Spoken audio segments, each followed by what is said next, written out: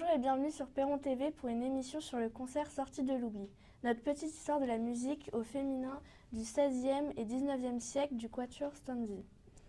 Rachel et Céline, vous êtes membres du Quatuor Stanzi pour lequel vous êtes flûtiste et altiste. Avant de discuter de votre concert Sorti de l'oubli, pouvez-vous nous rappeler votre parcours ? Alors, je vais commencer avec le micro devant ma bouche.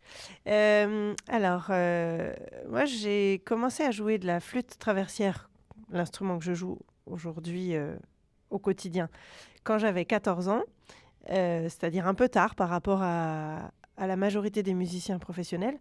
Mais avant ça, j'avais joué beaucoup de flûte à bec au collège quand j'avais votre âge, parce que c'était habituel à l'époque.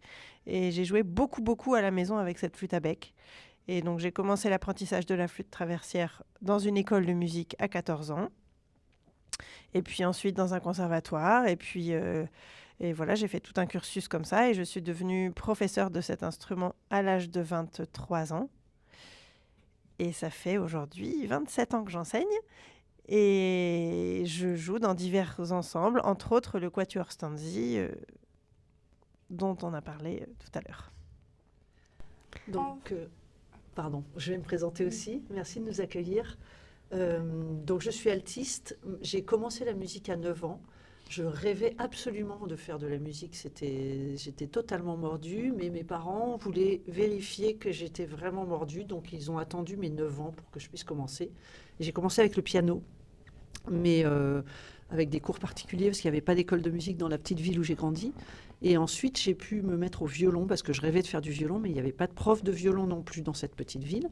Donc j'ai fait du violon, une fois que ça a été possible. Et une fois que j'ai été violoniste, je me suis rendu compte que le violon, c'était pas mon instrument, parce que c'est vraiment un instrument de frimeur. C'est un instrument qui brille.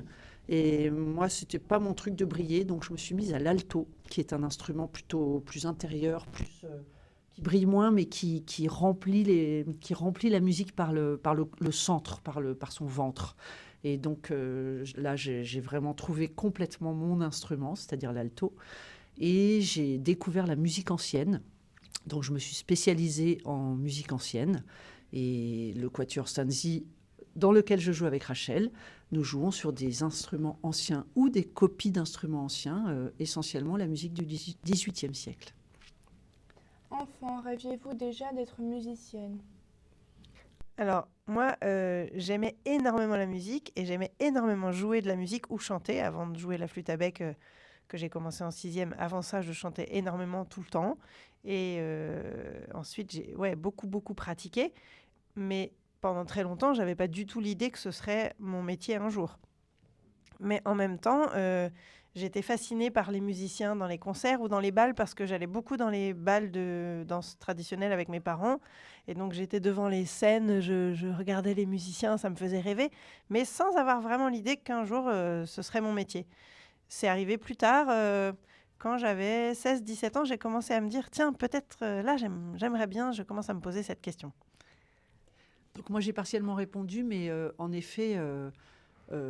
très jeune, enfin très petite en fait, la musique pour moi c'était une fascination totale. Mes parents m'appelaient boîte à musique parce que je chantais tout le temps et j'étais totalement habitée par la musique. Donc ça, mais en effet un peu comme Rachel, je me projetais pas comme une musicienne. Je n'avais pas trop d'idées de ce que ça pouvait être. Et c'est à l'adolescence où là j'ai commencé à baver sur les musiciens professionnels et à me projeter sur les scènes et à vouloir vraiment faire ce métier. Et c'est un grand bonheur aujourd'hui de faire de la musique à plein temps et que la musique occupe complètement ma vie. Moi, j'ajouterais un petit truc, c'est que je pense que c'est ma première professeure de flûte traversière qui a commencé à me faire germer cette idée dans ma tête. Au bout de quelques années avec elle, je me suis dit, mais oui, moi aussi, j'aurais envie de faire comme elle. Comment avez-vous choisi votre instrument, la flûte, Rachel, et l'alto pour Céline ? Alors moi, j'ai pas d'idée très précise sur pourquoi j'ai joué de la flûte traversière. Ce que je sais, c'est que pendant l'été, entre ma classe de 4e et ma classe de 3e, ça a été une idée fixe tout l'été. Tout l'été, j'ai dit à mes parents, je veux jouer de la flûte traversière, je veux jouer de la flûte traversière. Aujourd'hui, je ne me souviens pas du tout comment m'est venue cette idée, mais la chose que je sais quand même, c'est qu'il y avait dans un placard chez mes grands-parents une flûte traversière qui avait été utilisée par une de mes tantes dont je suis très proche, même si elle n'en jouait plus depuis longtemps. Et c'est sur cette flûte que j'ai commencé. Donc, il y a des chances que ça ait joué, que ça rentre en ligne de compte dans mon choix. En tout cas, ça a été vraiment une idée fixe. Et merci mes parents de m'avoir inscrit à l'école de musique à la rentrée de mon entrée en 3e. Et c'est marrant parce que moi, j'avais aussi cette idée fixe de jouer du violon. C'était vraiment... je voulais jouer du violon, jouer du violon, jouer du violon. Je ne pensais qu'à ça. Et je jouais du piano. Donc, j'étais un peu frustrée.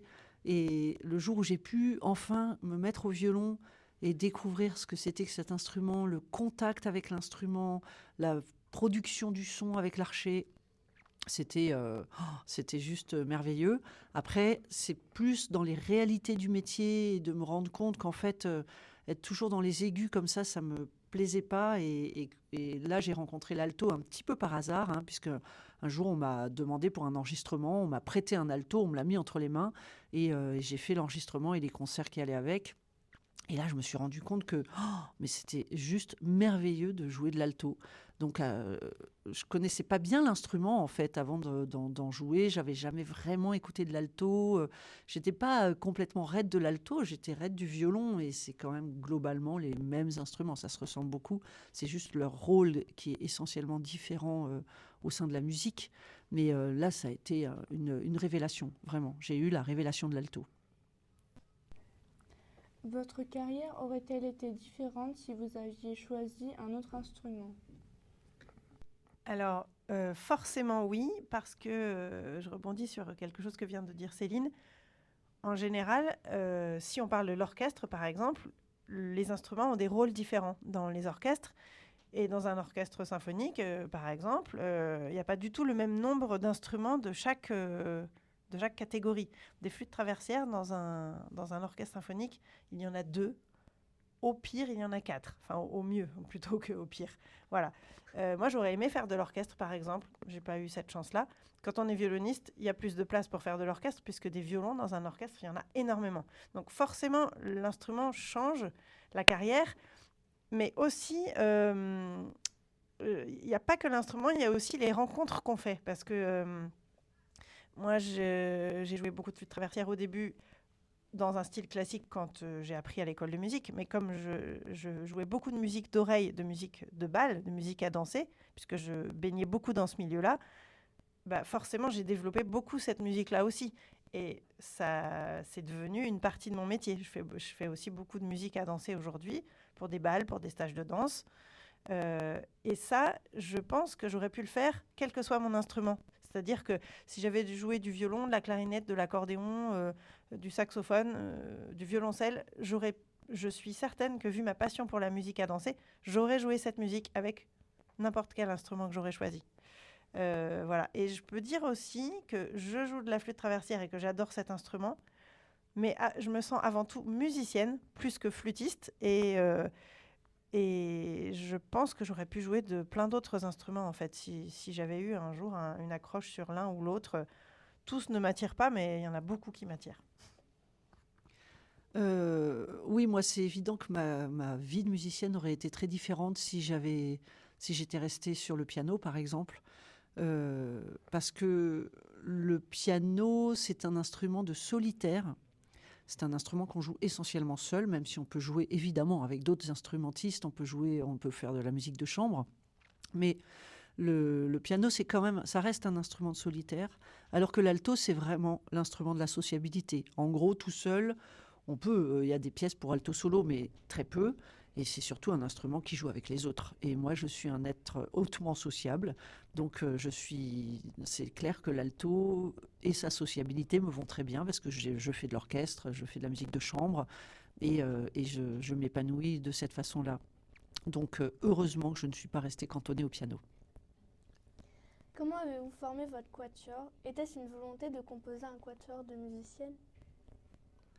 Alors, au départ, non. Au départ, le quatuor a existé sous une autre forme. Et c'était un quatuor très local. On était vraiment basé dans l'Allier. Et on a joué avec un violoniste, puisque notre quatuor, c'est une flûte, un violon, un alto, un violoncelle. Et le violoniste était un violoniste. C'était un ami. avec lequel on a joué pendant quelques années.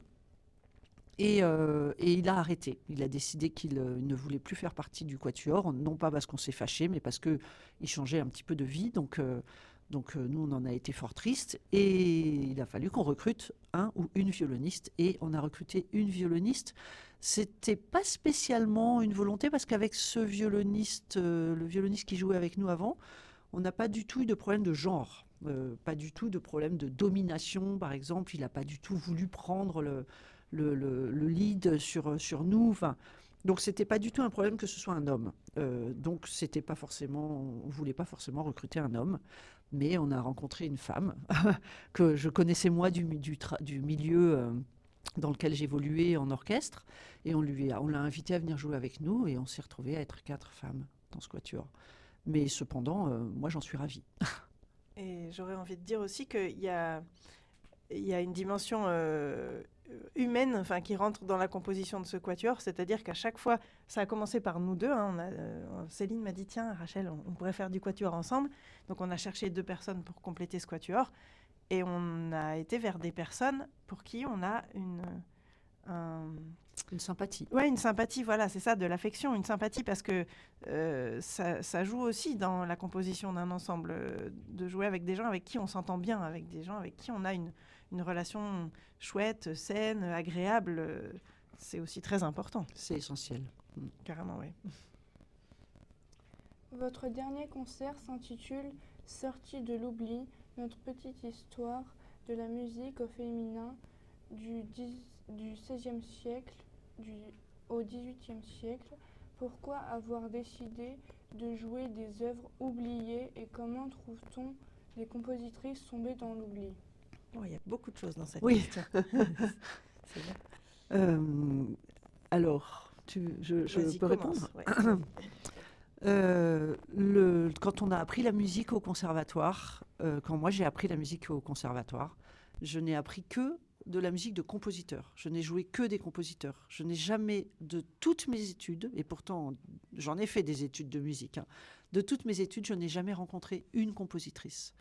Et mon parcours, notamment mon parcours engagé dans le féminisme, a fait que je me suis vraiment posé la question de l'absence des compositrices.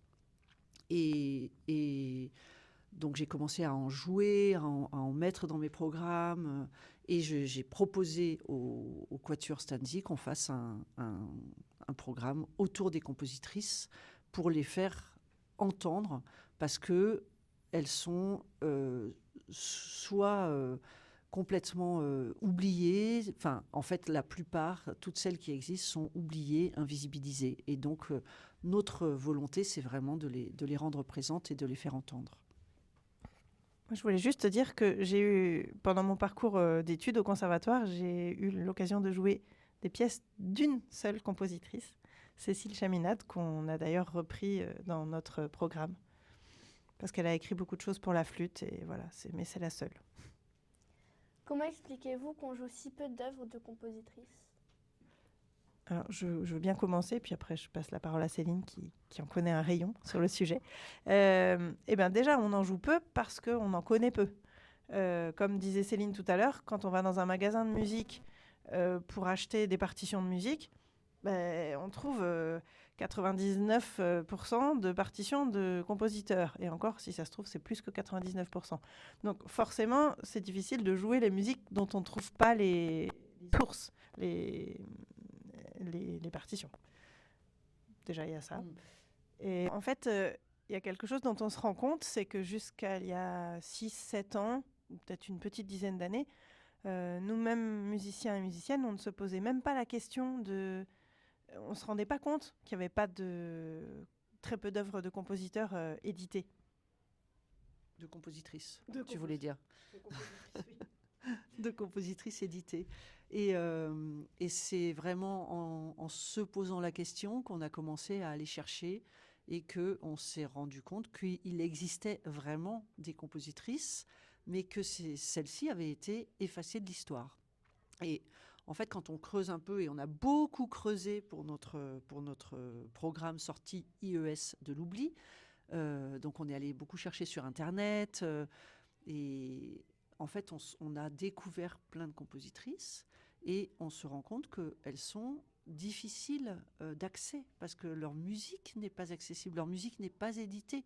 Donc quand on va au magasin de musique demander l'œuvre complète de Barbara Strozzi, ben, ça n'existe pas en fait. Donc on doit aller piocher des trucs sur Internet, aller vérifier que c'est pas n'importe quoi, parce que les éditeurs qui éditent les partitions font un vrai travail d'édition, donc ils comparent les sources, enfin c'est un vrai métier, et donc elles ne sont pas prises en compte dans ce métier-là.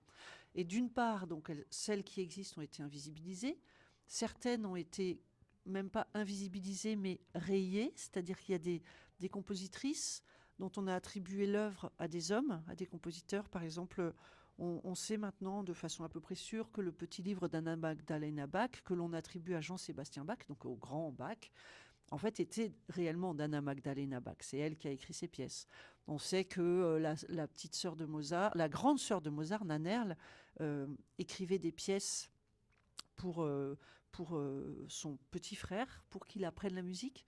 Et ces pièces ont été attribuées à Wolfgang, à son petit frère. Donc, en fait, c'est pas mal de pièces qui sont des pièces de compositrices et qu'on attribue à des compositeurs. Donc, il y a vraiment un gros travail de recherche à faire et qui nous passionne et qui a donné Sortie de l'oubli.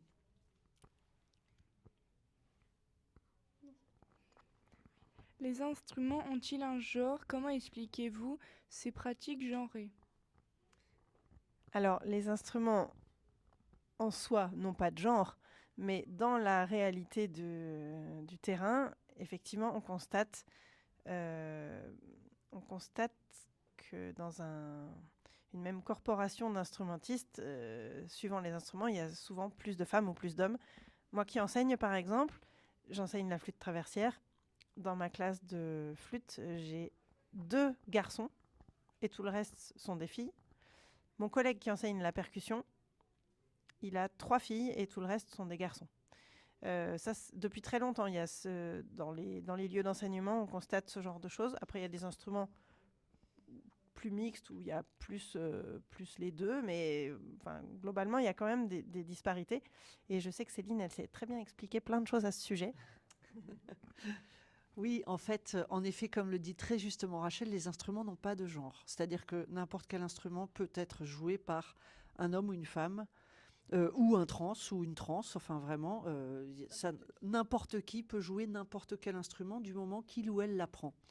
Et par contre, historiquement, on a beaucoup genré la pratique des instruments, notamment au XIXe siècle. Le XIXe siècle, c'est le siècle noir des femmes, en fait, en France, particulièrement en France, à cause de Napoléon et du Code Napoléon.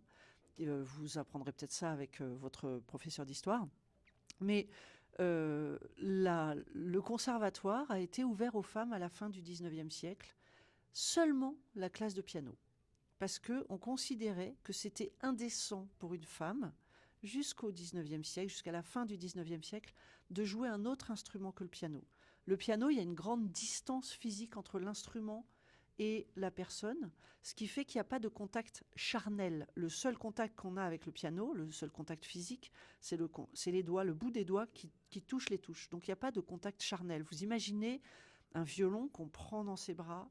Les instruments avant étaient strictement interdits parce que vous comprenez, les femmes étaient de pauvres petites choses fragiles, donc il fallait pas risquer qu'elles meurent en soufflant dans un instrument.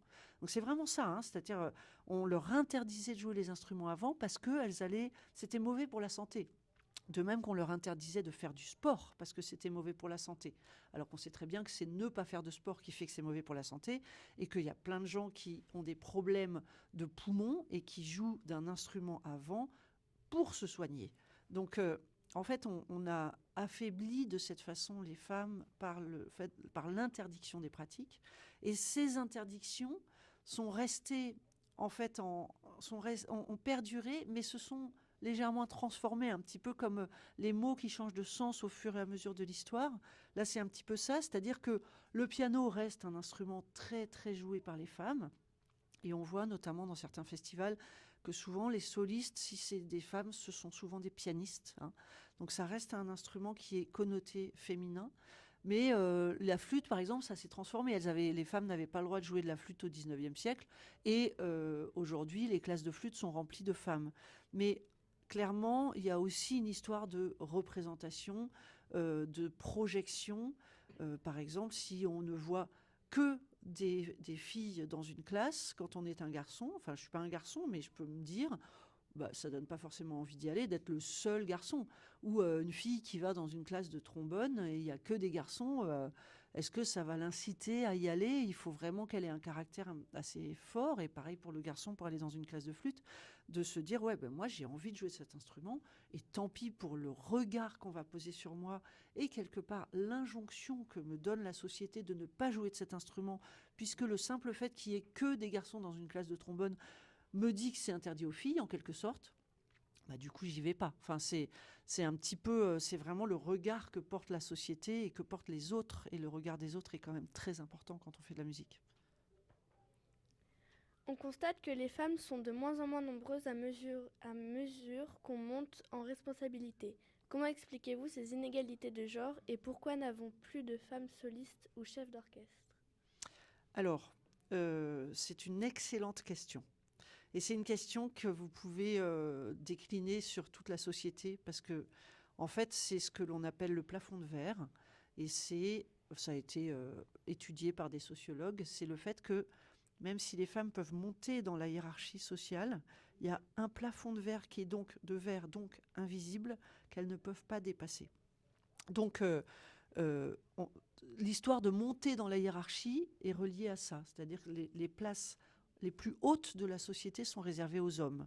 Et une fois de plus, quand on regarde un petit peu la société, qu'on voit des présidents de la République, c'est tous des hommes. Bon, voilà, dans les hautes sphères, généralement, c'est beaucoup plus des hommes. Directeurs de grandes entreprises. Oui. Les directeurs de grandes entreprises. Exactement. Mais bon, évidemment, ça change un tout petit peu, mais très peu. Et pour ce qui est de la musique, notamment les chefs d'orchestre, vous parliez des chefs d'orchestre, j'ai apporté des chiffres. Hein. Les chefs sont sous-représentés, d'une part parce que pendant très longtemps, on leur a interdit l'accès des classes de direction d'orchestre. C'est-à-dire qu'elles n'avaient même pas le droit d'aller étudier. Mais encore au XXe siècle. Et il y a, je ne sais pas, peut-être une quinzaine d'années, le directeur du Conservatoire supérieur de musique de Paris, qui est donc le conservatoire qui forme les futurs professionnels, a dit... non, mais c'est pas la place d'une femme de venir dans une classe de direction d'orchestre. Il faut elles vont être amenées à faire des grandes tournées et il faut qu'elles s'occupent de leurs enfants. Elles peuvent pas partir en tournée. Et c'était il y a 15 ans. Enfin, allez, ouais, une quinzaine d'années, je dirais. C'était, enfin, moi, j'étais extrêmement choquée qu'il y a 15 ans, alors vous, ça vous paraît loin parce que vous n'avez peut-être même pas encore 15 ans, mais 15 ans, c'est hier, en fait. C'est vraiment très récent. Et donc, moi, j'étais très, très choquée. Il y a eu un mouvement, évidemment, de femmes qui ont réagi. Mais donc, tout ça pour dire que c'est très récent que les classes de direction d'orchestre soient ouvertes aux femmes. Bah, donc, si on n'est pas formé, on ne peut pas devenir chef. Et heureusement, depuis quelques années, il y a la Maestra, qui est un concours de chefs d'orchestre qui est réservé aux femmes pour faire émerger des femmes chefs d'orchestre. Et en fait, on se rend compte que, évidemment, qu'il n'y a aucune raison qu'une femme ne puisse pas diriger un orchestre. Et il y a d'excellentes femmes chefs d'orchestre qui sont en train d'émerger. Ce qui fait peur aux hommes d'ailleurs, parce qu'il y a pas mal d'hommes des jeunes hommes qui veulent être chefs d'orchestre et ils se disent ah ben toutes les places ne nous sont plus réservées, il va falloir laisser des places aux femmes, il va falloir partager. Avez-vous déjà reçu des remarques sexistes? Dans le milieu de la musique, en lien avec ma pratique professionnelle.